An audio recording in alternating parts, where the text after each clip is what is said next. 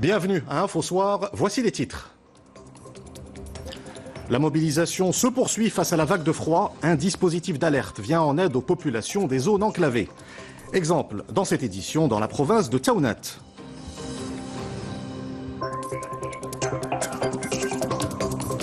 Saisie de drogue dans la région de Tanger, les éléments de la police judiciaire opérant au port de Tanger-Med ont réussi à mettre en échec une tentative de trafic de plus de 85 000 comprimés psychotropes.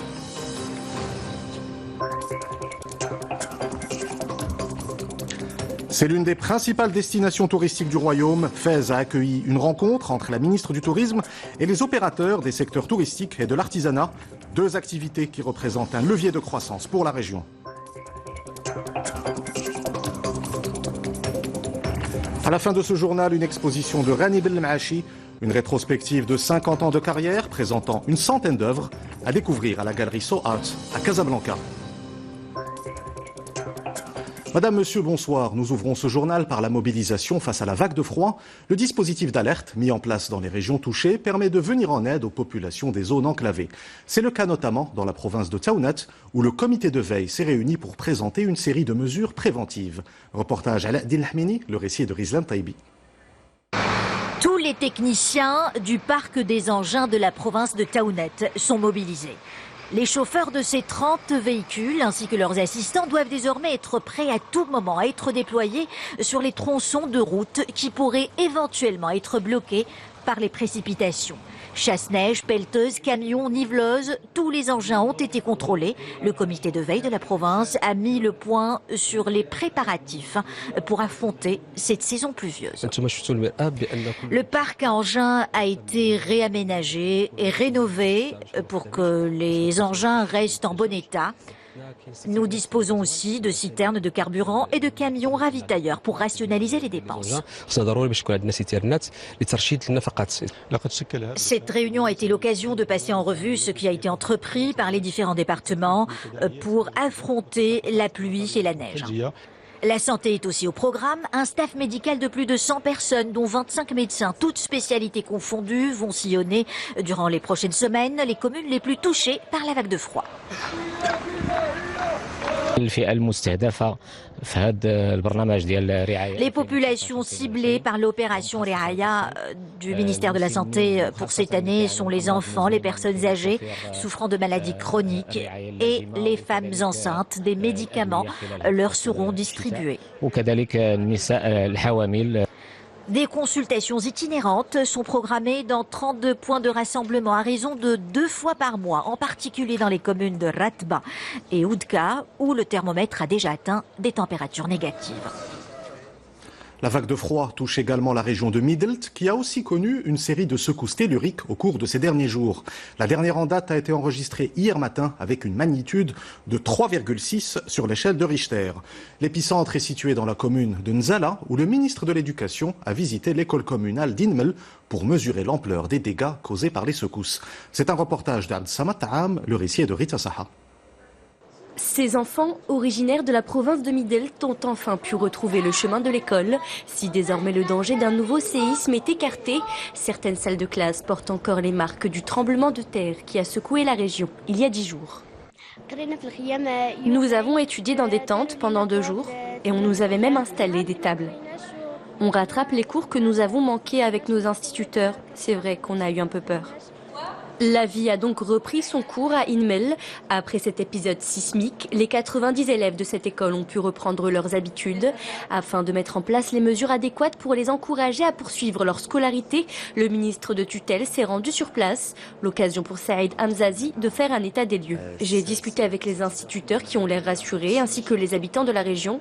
Ce qu'il faut maintenant, c'est éviter la déperdition scolaire. Nous allons d'ailleurs tout faire pour que les élèves de la commune puissent étudier dans les meilleures conditions. Depuis le séisme de magnitude 5,3, de légères secousses telluriques ont été ressenties quotidiennement dans la province. Selon l'Institut national de géophysique, la terre ne devrait plus trembler à Midelt et ses alentours d'ici quelques jours. Je vous le disais, Midelt est l'une des provinces concernées par la vague de froid et à travers le pays, les agriculteurs des régions touchées par les intempéries espèrent que leur impact sera positif sur la saison agricole. Dans la région de Ben Slimane, les précipitations ont atteint ces derniers jours les 90 mm. Les agriculteurs s'approvisionnent en semences sélectionnées pour s'assurer des rendements satisfaisants. C'est un reportage de Fatih Al-Sheb et Younes Habchaoui, le récit est de Amina Ben Khalq. Un va-et-vient incessant dans ce point de vente de semences sélectionnées. Depuis le début de la campagne agricole, plus de 1500 agriculteurs de Ben Slimane ont acheté le nécessaire ici pour garantir la qualité de leur récolte. J'achète des semences sélectionnées chaque année car c'est ce qui marche le mieux. Notre rôle ici ne se limite pas à vendre ces produits, nous orientons également les agriculteurs vers les semences les plus adaptées aux conditions agroclimatiques locales. Pour inciter plus d'agriculteurs à s'approvisionner en semences issues de variétés sélectionnées, le ministère de tutelle renforce les circuits de commercialisation via distributeurs privés. Objectif passé de 350 à 500 points de vente pour répondre à une demande croissante. La plupart des agriculteurs de la région privilégient ces semences car elles garantissent un bon rendement. La qualité de la récolte est nettement meilleure grâce à ces graines. Voilà pourquoi le département de l'agriculture a garanti cette année un total de 2,2 millions de quintaux de semences sélectionnées à des prix incitatifs, des tarifs de vente subventionnés qui se chiffrent à 175 dirhams le quintal pour le blé tendre ou encore 195 dirhams le quintal pour le blé dur. Des perturbations climatiques sont également enregistrées en République démocratique du Congo. Des pluies diluviennes ont fait plus de 40 morts à Kinshasa. Les inondations et les glissements de terrain ont également causé d'importants dégâts matériels dans la capitale congolaise. Des routes sont coupées et 2 ponts se sont effondrés. Au Mali, les boîtes noires de 2 hélicoptères militaires ont été récupérées pour être analysées. La collision entre les 2 appareils a causé la mort de 13 militaires français. L'accident a eu lieu dans le nord du pays, dans une opération antiterroriste. 4500 militaires français sont présents au Sahel dans le cadre de l'opération Barkhane qui vise à lutter contre les groupes terroristes dans la région. Et suite à la mort accidentelle des 13 militaires français lors d'une action antiterroriste menée au Mali, Sa Majesté le roi Mohamed VI a adressé un message de condoléances et de compassion au président de la République française, Emmanuel Macron. Le souverain exprime au président français ainsi qu'aux familles endeuillées et à l'ensemble du peuple français l'expression de ses sincères condoléances. Sa Majesté le roi assure également à Emmanuel Macron de son entière solidarité dans cette épreuve. Le secrétaire d'État américain Mike Pompeo annonce qu'il se rendra début décembre au Maroc. Lors d'un point de presse à Washington, Mike Pompeo a déclaré que le Maroc est l'un des plus forts partenaires des États-Unis dans la région. Le secrétaire d'État américain a également déclaré qu'il était impatient de passer en revue le partenariat solide entre les 2 pays en matière d'économie et de sécurité et de discuter de futurs domaines de coopération. Et pour en parler, nous recevons le professeur Khalid Chegraoui. Monsieur Chegraoui, bonsoir. Quel regard portez-vous sur le choix de la date de cette visite au Maroc au lendemain du sommet de l'OTAN prévu à Londres ? Oui, mais déjà en plus de cette date très importante du sommet de Londres de l'OTAN, qui sera assez chaud entre la présidence américaine et les Européens, il y a déjà en octobre dernier la réunion du dialogue stratégique maroco-américain qui s'est tenue à Washington. Et c'est très important du moment que la déclaration de M. Pompeo reflète la solidité des rapports entre le Maroc et les États-Unis, d'ailleurs qui sont des relations historiques. C'est aussi un partenariat stratégique très important entre les 2 pays. Et d'ailleurs, les mots et les phrases utilisées par Michael Pompeo dénotent bien la profondeur de ces relations, du moment qu'il caractérise la profondeur de ces relations, que le Maroc est un pays stable, c'est un pays fort, c'est un pays qui a participé énormément à l'apport de stabilité et de sécurité au Moyen-Orient et en Afrique, et surtout la question de participer au développement et à la croissance au sein du continent africain. Et bien sûr, le Maroc a toujours été considéré par les Américains comme un acteur principal et un partenaire très fiable pour prévoir la sécurité, pour pourvoyer la sécurité, que ce soit en Afrique et au Moyen-Orient, et surtout au sein de la coalition contre le terrorisme. Khalid Chegraoui, vous restez avec nous, nous revenons vers vous dans quelques instants. Coopération internationale toujours avec cet entretien téléphonique entre le ministre russe des Affaires étrangères, Sergueï Lavrov, et son homologue Nasser Boureta. Lors de cet entretien, la Russie a réaffirmé sa disposition à approfondir le dialogue politique avec le Maroc pour le règlement de la question du Sahara marocain. Les deux ministres ont également évoqué la tenue à Moscou de la prochaine commission mixte intergouvernementale. Professeur Khalid Chagraoui, quelle évaluation faites-vous du dialogue politique entre Rabat et Moscou ? Déjà, juste pour faire la parallèle avec ce dont on a parlé tout à l'heure concernant les relations avec les États-Unis, le Maroc a toujours primé les relations équilibrées avec ses partenaires stratégiques et principalement les grands acteurs politiques de ce monde. Et c'est pour cela qu'il tient à garder des relations très importantes avec les États-Unis et aussi des relations très importantes avec la Russie. Alors, sur le plan économique, on sait tous que les relations sont très importantes. La Russie est le premier client des agrumes marocaines. Le Maroc est un client aussi très important du blé russe, des hydrocarbures russes. Les rapports économiques sont très importants. Elles n'arrivent pas au niveau souhaité par les deux pays, mais le Maroc aujourd'hui aspire à devenir le principal partenaire économique de la Russie. Il y a aussi un rapport stratégique très important. Le Maroc a participé au 5e forum arabo-russe tenu en octobre d'ailleurs à Moscou. Il a participé juste dernièrement à la réunion de Sochi Russie-Afrique. Donc c'est un acteur très important et d'après la déclaration du ministère des Affaires étrangères russe, il paraît très bien que le Maroc et la Russie sont en train de développer leurs relations à partir d'un dialogue vers plus de coopération, surtout que la Russie a parlé d'une quête mutuelle pour une solution politique de la question du Sahara, et pas seulement du Sahara, mais aussi d'un certain nombre de problèmes clés sur le plan continental, sur le plan régional et même sur le plan international. Professeur Khalid Chagraoui, merci pour cet éclairage. Tout autre chose à présent, avec cette saisie de drogue dans la région de Tanger, les éléments de la police judiciaire opérant au port de Tanger-Med ont réussi à mettre en échec une tentative de trafic de plus de 85 000 comprimés psychotropes. Une quantité saisie chez 2 femmes de nationalité espagnole. C'est ce qu'annonce la Direction générale de la Sûreté nationale dans un communiqué. Arrêtons-nous à présent sur cette affaire qui a fait le tour des réseaux sociaux. Une jeune femme de 31 ans a été opérée la semaine dernière dans une clinique casablancaise pour une liposuction. Elle est décédée 72 heures plus tard. Une enquête est en cours pour déterminer les causes et les circonstances exactes du décès. Reportage Salima Benabou et Younes Habchaoui. Elle avait 30 ans et était en pleine forme. Manel est morte samedi dernier après une opération de chirurgie esthétique. La jeune femme avait été admise 4 jours plus tôt dans une réputée clinique casablancaise pour y subir une liposuction. Aujourd'hui, sa maman accuse le praticien de négligence. Elle assure également n'avoir rien su des détails, notamment concernant le transfert de sa fille vers le service de réanimation le plus proche. La famille a décidé de déposer une plainte auprès du procureur du roi. Je ne savais pas que ma fille allait subir une opération, personne ne le savait, elle ne nous l'a pas dit. Certes, mais je ne comprends pas pourquoi je l'ai retrouvée dans la clinique, située juste en face, dans un état critique. Lorsque j'ai posé la question, le chirurgien plasticien m'a répondu que la clinique esthétique était dépourvue de services de réanimation. Une autopsie a été réalisée à la demande de la famille au CHU Ibn Rushd. Contacté par téléphone, le médecin légiste, tenu par le secret de l'instruction, est dans l'impossibilité de nous fournir les conclusions de son expertise médico-légale. De son côté, la direction de la clinique esthétique qui confirme le décès assure que tout a été mis en œuvre en temps et en heure pour sauver la patiente déjà opérée 3 ans plus tôt pour les mêmes raisons et par le même chirurgien. Tout d'abord, nous tenons à présenter nos condoléances à la famille de Manel. Manel est une patiente que l'on connaît. Tout a été fait rigoureusement en respectant tous les protocoles, à savoir les analyses, les radios, son intervention. Ça, que ce soit sur le plan chirurgical ou anesthésique, tout s'est bien passé. Le lendemain matin, elle a présenté des signes cliniques francs d'une embolie pulmonaire. Tout a été fait afin de juguler cette affection, je dirais, mortelle.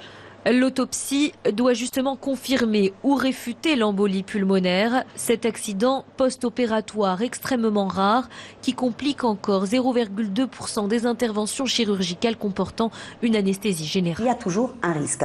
Il est rare, mais il existe. D'ailleurs, souvent la première question que nous posent les patients, c'est « est-ce que je n'aurai aucun risque ?» Et la première réponse qu'on a, c'est « non, il y a toujours un risque ». La famille dit avoir adressé un courrier au ministère de la Santé.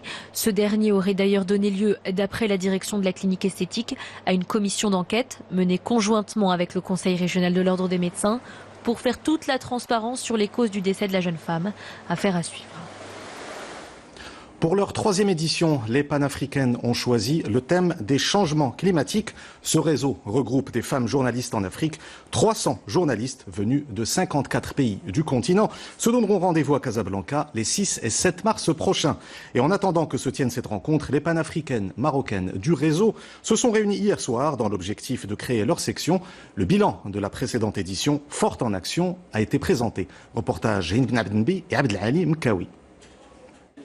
Se rencontrer, s'organiser, enrichir les rangs, c'était l'objectif de cette rencontre tenue hier soir dans la salle des panafricaines de la première heure et d'autres venus découvrir ce réseau de femmes journalistes africaines créé en 2017.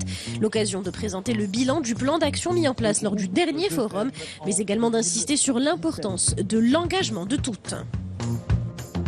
On est prête à adhérer, on est prête à agir, on est prête à s'engager pour ce réseau pour que la femme journaliste puisse trouver vraiment sa place et parler des problématiques qui intéressent donc pas que le Maroc mais le continent. Je pense que le fait d'avoir organisé cette réunion nous permettra d'être encore plus au cœur de cette action, au cœur des panafricaines, parce que nous portons ce message et que je pense que nous sommes à même de vraiment marquer notre présence sur la scène africaine. En 2018, le Forum des panafricaines axé sur les phénomènes migratoires avait réuni 200 journalistes femmes de toute l'Afrique. Depuis, diverses antennes ont été créées sur le continent. L'enjeu est donc d'organiser l'antenne marocaine et de mettre la prochaine édition sur les rails. La section Maroc des panafricaines doit pouvoir s'organiser à l'image de la section sénégalaise par exemple ou la section malienne. À l'intérieur de chacun des 54 pays du continent, la profession féminine, les femmes journalistes doivent pouvoir s'organiser. Alors, nous étions 200 l'année dernière, nous avons l'ambition d'être 300 représentatifs du continent cette année. Au moins une centaine de panafricaines marocaines, de journalistes marocaines, de la radio, des télévisions, de la presse digitale, de la presse papier, réunis autour d'un objectif commun qui est celui de prendre à bras-le-corps la thématique des changements climatiques. La problématique du climat que nous allons traiter la prochaine édition du forum s'inscrit justement dans une sorte de fil conducteur dans la mesure où ces thématiques sont liées. La situation des femmes est liée à la situation migratoire qui aujourd'hui en 2019 est aussi liée au climat puisque nous parlerons de plus en plus les prochaines années de migration climatique. Les 6 et 7 mars prochains, l'action du 3e Forum des panafricaines portera donc sur le climat. Le choix de la thématique réalisé par consensus traduit la volonté des panafricaines de travailler ensemble pour porter la voix du continent. C'est l'une des principales destinations touristiques du royaume. Fès a accueilli une rencontre entre la ministre du Tourisme et les opérateurs des secteurs touristiques et de l'artisanat. 2 activités qui représentent un levier de croissance pour la région. Un moment d'échange pour mieux être à l'écoute des attentes des professionnels de ces 2 secteurs. C'est un reportage de Al-Din Hamini, le récit est de Mamadou Diaye. Également appelée capitale culturelle traditionnelle du royaume, Fès figure dans le top 5 des meilleures destinations touristiques du Maroc.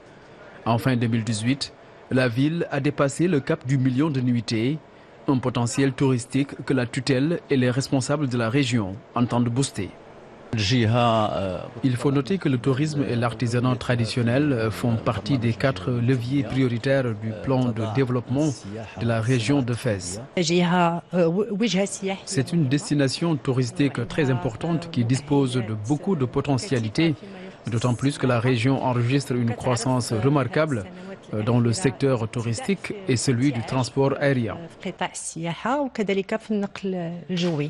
La région s'est dotée d'une zone d'aménagement touristique de 160 hectares, une plateforme multidimensionnelle qui contribue de façon considérable à la capacité d'hébergement de la région. La capacité hôtelière qu'offre ces lots de terrain est à peu près de 2000 lits. Donc on participe dans le développement et l'augmentation de la capacité litière de la ville de Fès. L'occasion était également celle de visiter certains symboles culturels et de l'art culinaire traditionnel de la ville de Fès, notamment le centre du patrimoine Bab Mahrouk, mais également la galerie d'exposition photographique fondée au XVIe siècle. Pour clôturer cette édition, je vous invite à découvrir cette exposition de Rani Belmaachi, une rétrospective de 50 ans de carrière présentant une centaine d'œuvres, d'étoiles inspirées de la vie quotidienne, à découvrir jusqu'au 30 décembre à la galerie So Art à Casablanca. C'est un reportage de Othman Mawadi', le récit est de Sami Harissi.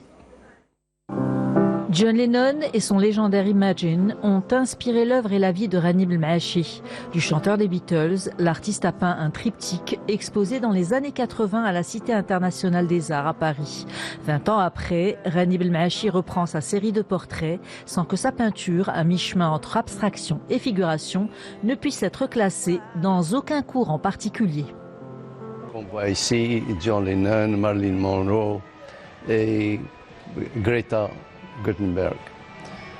Tout ça est fait d'une façon on peut dire pop artist, mais ce n'est pas, c'est des réminiscences du pop art, mais ce n'est pas 100% pop art. Imagine est une exposition rétrospective qui célèbre les 50 ans de carrière de l'artiste. Ce soir, nous sommes là pour célébrer son parcours et son œuvre en rassemblant près de 100 œuvres. Donc, ce sont des tableaux qui sont peints durant différentes périodes de l'artiste. De période en période, ce qui a marqué l'œuvre de Rani Belmaachi, c'est sa maîtrise de l'ombre et de la couleur. Des arrêts sur image qui semblent croquer des scènes de vie prises sur le vif. Rani Belmaachi, selon moi, il veut saisir des moments, des fragments d'histoire en fait, qui sont dans la vie quotidienne. Et en créant ce contraste entre les ombres et la couleur, il nous invite à un peu inventer notre propre histoire.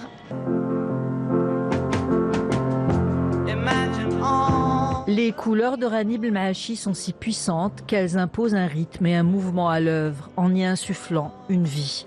Une œuvre qui interpelle et qui nous incite à imaginer. Avant de nous quitter, je vous rappelle l'une des principales informations de cette édition.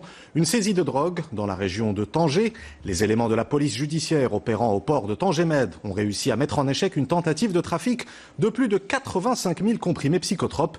Une quantité saisie chez 2 femmes de nationalité espagnole. C'est ce qu'annonce la Direction générale de la Sûreté nationale dans un communiqué. C'est la fin de cette édition. Vous retrouvez tout à l'heure Zahra Etihel pour Al Masaïa. Quant à moi, je vous dis à demain. Excellente soirée sur 2M.